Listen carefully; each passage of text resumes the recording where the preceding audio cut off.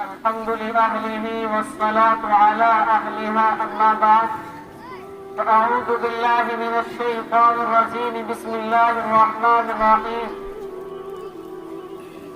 إنما يخشى الله من عباده العلماء صدق الله العظيم۔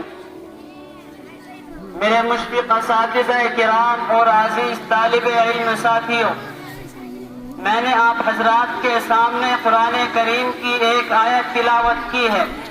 اسی کی روشنی میں جنگ آزادی کے متعلق چند باتیں آپ کے سامنے پیش کرنے لگا ہوں۔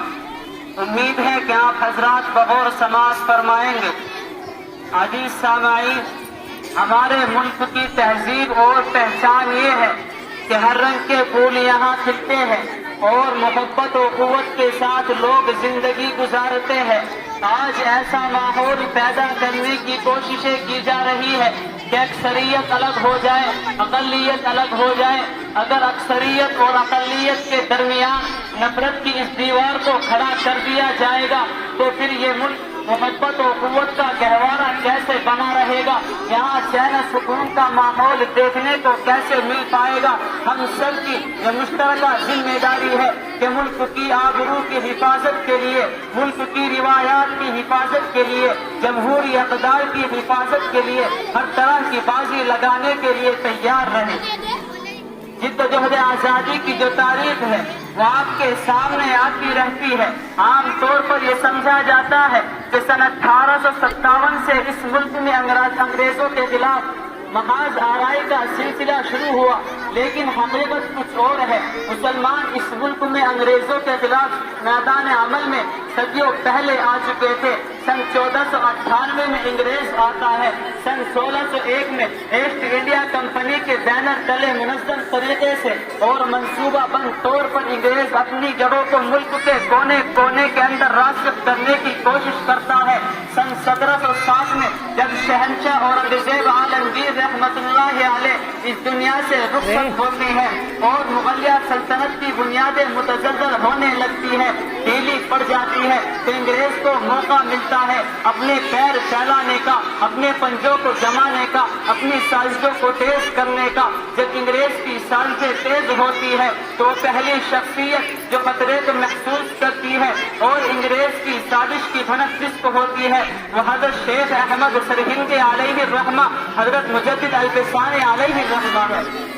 حضرت اپنے مریدین کو، اپنے متعلقین کو، اپنے شاگردوں کو یہ بتاتے ہیں کہ انگریز جب تاجر بن کر اس ملک میں آیا ہے اس کا مقصد تجارت نہیں ہے، بلکہ میں یہ سمجھتا ہوں کہ کچھ اور سازش اپنے ذہن کے اندر لیے ہوئے ہیں۔ یہ ہمارے ملک پر حکومت چاہتے ہیں، یہ ہمارے ملک پر قبضہ کرنا چاہتے ہیں، اس لیے ان کا ستیہ ناش کرنا ہوگا۔ اسکیمیں بناتے ہیں حضرت مجدد الفسانی علیہ الرحمہ، لیکن وہ اس دنیا سے تشریف لے جاتے ہیں، ان کا خواب شرمندہ تعبیر نہیں ہو پاتا۔ لیکن وہ جذبات جو ان کے دل کے اندر تھے ان کے شاگردوں کے دلوں میں منتقل ہوتے ہیں، وہ فکر، وہ جذبات منتقل ہوتے ہوتے حضرت شاہ ولی اللہ محدث دہلوی علیہ الرحمہ کے حصے میں آتے ہیں۔ شاہ صاحب بھی اسی فکر کے مطابق اس ملک میں زندگی گزارتے ہیں اور ہندوستان سے باہر دیگر ممالک کا دورہ کرتے ہیں اور انگریزوں کے خلاف متحدہ محاذ بنانے کی کوششیں کرتے ہیں، لیکن وہ بھی اس دنیا سے رخصت ہو جاتے ہیں۔ ان کے بعد ان کے لائق و فائق فرزند حضرت شاہ عبدالعزیز محدث دہلوی علیہ الرحمہ کے ہاتھ میں کمان آتی ہے۔ وہ وہیں سے سلسلے کو آگے بڑھاتے ہیں جہاں ان کے والد بزرگوار حضرت شاہ ولی اللہ محدث دہلوی علیہ الرحمہ چھوڑ کر گئے تھے۔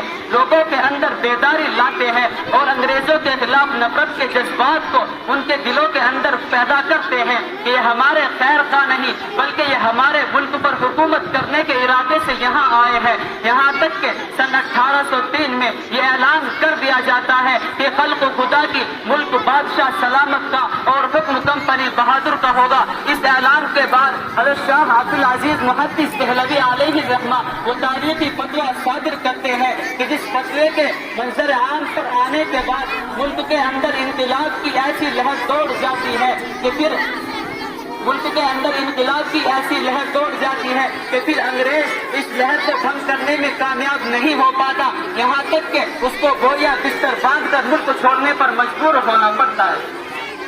سن 1803 میں شاہ عبدالعزیز محدث دہلوی علیہ الرحمہ فتویٰ دیتے ہیں کہ اس ملک میں رہنے والے مسلمانوں کے لیے خاص طور پر اور ملک کے تمام باشندوں کے لیے یہ فرض ہو چکا ہے کہ دشمن وطن کے خلاف میدان عمل میں اتر آئے. اگر اپنے ملک کی حفاظت چاہتے ہیں، اپنے تحفظ کی حفاظت چاہتے ہیں، اپنی تہذیب کی حفاظت چاہتے ہیں تو ملک کے تمام طبقات کو مل کر دشمن وطن کے خلاف میدان عمل میں آنے کا. میرے بھائیوں، یہ وہ زمانہ ہے کہ جب انگریزوں کے خلاف سرگوشی کرنا، کانا پھوسی کرنا، چھپ چھپ کے باتیں کرنا جرم سمجھا جاتا تھا، اور لوگ انگریزوں کے خلاف بات کرتے ہوئے ڈرتے تھے کہ دیواروں کے بھی کان ہوتے ہیں، کہیں جاسوسی نہ ہو جائے اور لینے کے دینے پڑ جائے. ایسے مختصر حالات میں، ایسے نازک حالات میں جس شخص نے انگریزوں کے خلاف ببانگے دوہر عالم بغاوت بلند کیا وہ ہم سب کے سر کے تاج شاہ عبدالعزیز محدث دہلوی علیہ الرحمہ ہے. اور اس سے پہلے سن 1757 میں بنگال میں نواب سراج الدولہ پوری جرأت مندی اور بہادری کے ساتھ انگریزوں سے مقابلہ کرتے ہوئے جان شہادت نوش کر جاتے ہیں. اور سن 1799 میں شیر میسور سلطان ٹیپو شہید پوری جرأت مندی اور بہادری کے ساتھ انگریزوں سے مقابلہ کرتے ہوئے اپنوں کی غداری کی وجہ سے جان شہادت نوش کر جاتے ہیں. شاہ صاحب کے اس فتوے کے بعد پورے ملک کے اندر جد و جہد آزادی کی لہر دوڑ جاتی ہے. شاہ صاحب کے شاگرد ان کے اس فتوے کو لے کر ملک کے کونے کونے کے اندر جاتے ہیں. شاہ صاحب کے شاگرد ان کے اس فتوے کو لے کر ملک کے کونے کونے کے اندر جاتے ہیں. حضرت سید احمد شہید شاہ اسماعیل شہید علیہ الرحمہ اپنے رفقا کے ساتھ پورے ملک کا دورہ کرتے ہیں، اور سن 1818 سے محبان وطن کا یہ قافلہ رواں ہوتا ہے، اور 1831 تک برابر یہ میدان میں سرگرم عمل رہتے ہیں. یہاں تک کہ سن 1831 میں ان کو بھی بالا کوٹ کی پہاڑی میں جان شہادت نوش کرنا پڑ جاتا ہے. اس مشترکہ جد و جہد کے بعد، اس مشترکہ جد و جہد کے نتیجے میں سن 1947 میں پھر ایک دن ہوا ہے کہ اللہ تبارک و تعالی اس ملک کے اندر آزادی کا سورج طلوع فرماتے ہیں. احتر اپنی تقریر کو چند اشعار کے ساتھ ختم کرنا چاہتا ہے. کہیں بھی ظلم کی تلوار سے ہرگز نہیں ڈرتے، کہیں بھی ظلم کی تلوار سے ہرگز نہیں ڈرتے، کسی طاغوت کی چوکھٹ پہ اپنے سر نہیں جھکتے. زباں اگلے گی حق کی بات ہی چاہے وہ کٹ جائے، زباں اگلے گی حق کی بات ہی چاہے وہ کٹ جائے، یہاں تک کہ آگوں کے دین خود رستے سے ہٹ جائے.